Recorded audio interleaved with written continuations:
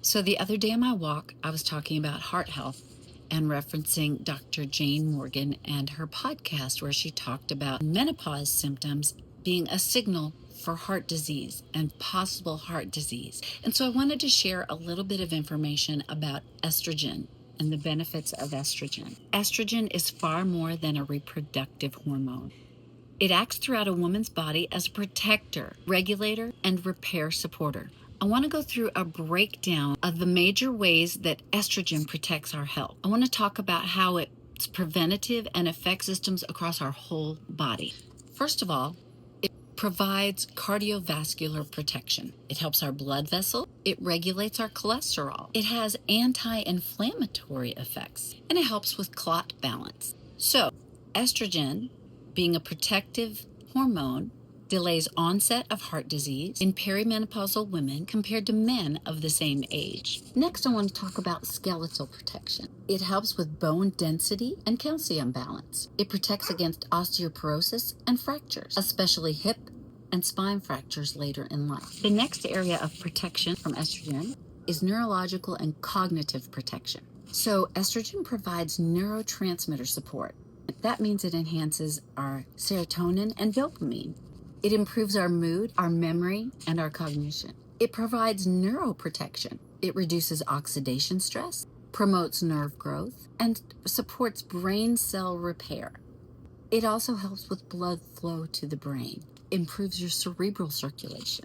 It may reduce your risk of Alzheimer's, dementia, and mood disorders. Next, we have muscle and metabolism protection. Muscle maintenance. It supports lean muscle mass and recovery from exercise. Insulin sensitivity.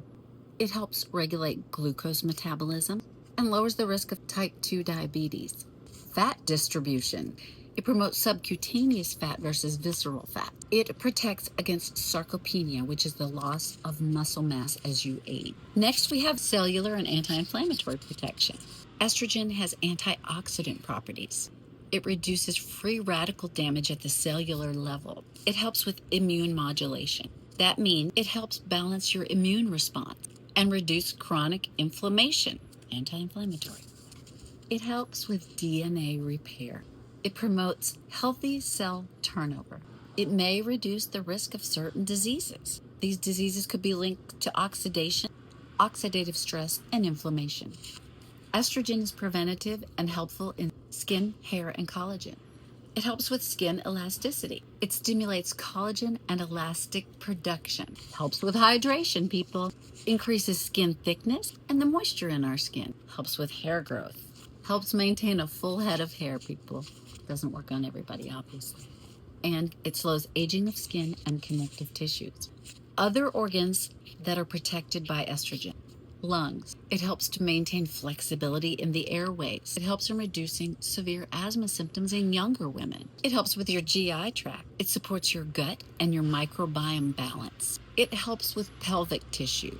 It maintains vaginal elasticity in the vaginal tissue, helps with lubrication and bladder control, and is very helpful in preventing urinary tract infections.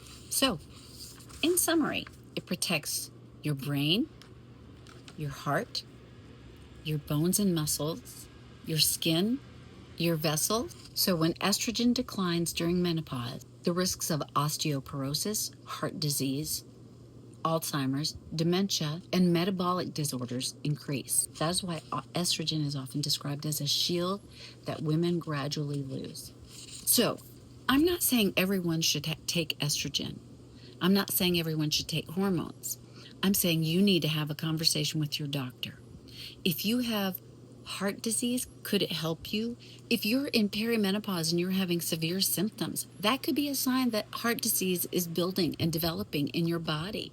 If you're starting to struggle to find words, if you're having that brain fog, maybe your estrogen levels are down, maybe they're fluctuating and your brain is just struggling to keep everything in balance. You deserve a conversation with your healthcare professional. Now, on that note, just know this: they are not educated in menopause. So you need to find a healthcare professional who has been trained and is hopefully certified in menopause care, in hormone therapy, Remember, hormone therapy is not for everyone, and there are ways to treat it even if you can't take hormones. So have those conversations. Ask your doctors. Don't let them blow you off. Ask, what can I do to be healthier as I age?